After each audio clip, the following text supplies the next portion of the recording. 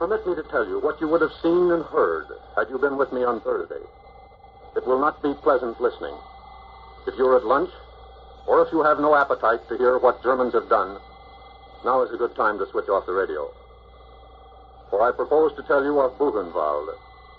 It is on a small hill about 4 miles outside Weimar, and it was one of the largest concentration camps in Germany, and it was built to last. As we approached it, we saw about 100 men in civilian clothes, with rifles, advancing in open order across a field. There were a few shots. We stopped to inquire. We're told that some of the prisoners had a couple of SS men cornered in there. We drove on, reached the main gate. The prisoners crowded up behind the wire. We entered. And now let me tell this in the first person, for I was the least important person there, as you shall hear. There surged around me an evil-smelling horde. Men and boys reached out to touch me. They were in rags and the remnants of uniforms. Death had already marked many of them, but they were smiling with their eyes. I looked out over that mass of men to the green fields beyond, where well-fed Germans were plowing. A German, Fritz Kirchheimer, came up and said, "May I show you around the camp? I've been here 10 years. An Englishman stood to attention saying, "May I introduce myself? Delighted to see you. And can you tell me when some of our blokes will be along?" I told him soon, and asked to see one of the barracks. It happened to be occupied by Czechoslovakians. When I entered, men crowded around, tried to lift me to their shoulders. They were too weak. Many of them could not get out of bed. I was told that this building had once stabled 80 horses. There were 1,200 men in it, 5 to a bunk. The stink was beyond all description. When I reached the center of the barracks, a man came up and said, "You remember me. I am Peter Zenkel, one-time mayor of Prague." I remembered him, but did not recognize him. He asked about Benish and Jan Masaryk. I asked how many men had died in that building during the last month. They called the doctor. We inspected his records. There were only names in the little black book, nothing more. Nothing of who these men were, what they had done, or hoped. Behind the names of those who had died, there was a cross. I counted them. They totaled 242. 242 out of 1,200 in 1 month. As I walked down to the end of the barracks, there was applause from the men too weak to get out of bed.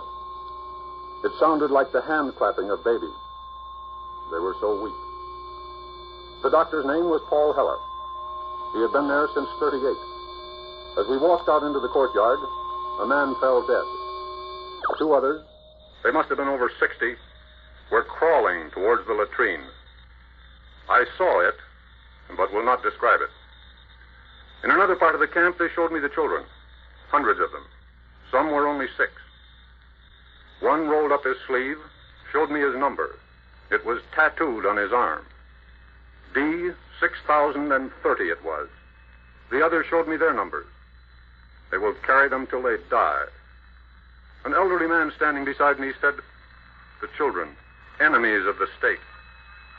I could see their ribs through their thin shirts. The old man said, "I am Professor Charles Richer of the Sorbonne." The children clung to my hands and stared. We crossed to the courtyard. Men kept coming up to speak to me and to touch me.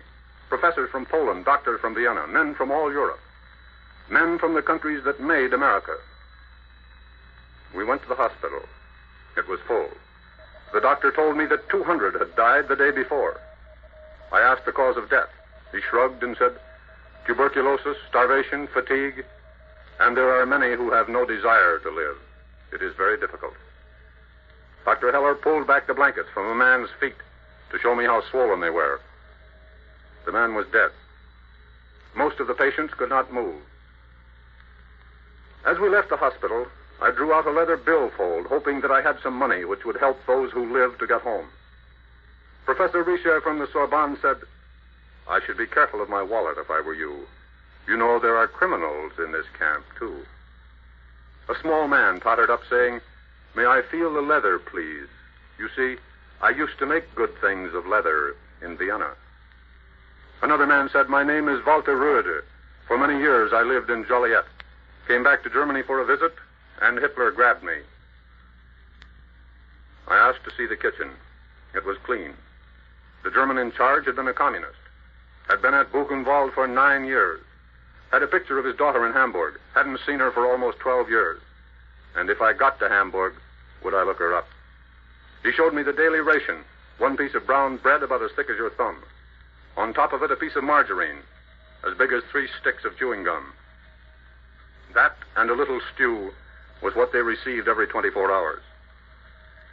He had a chart on the wall. Very complicated it was. There were little red tabs scattered through it. He said that was to indicate each 10 men who died. He had to account for the rations. And he added, "We're very efficient here." We went again into the courtyard. And as we walked, we talked. The 2 doctors, the Frenchman and the Czech, agreed that about 6,000 had died during March.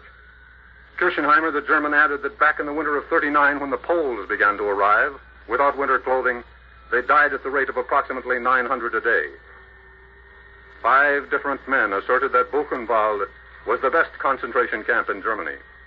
They had had some experience of the others. Dr. Heller, the Czech, asked if I would care to see the crematorium. He said it wouldn't be very interesting because the Germans had run out of coke some days ago and had taken to dumping the bodies into a great hole nearby. Professor Richer said, perhaps I would care to see the small courtyard. I said yes. He turned and told the children to stay behind. As we walked across the square, I noticed that the professor had a hole in his left shoe and a toe sticking out of the right one. He followed my eyes and said, I regret that I am so little presentable, but what can one do?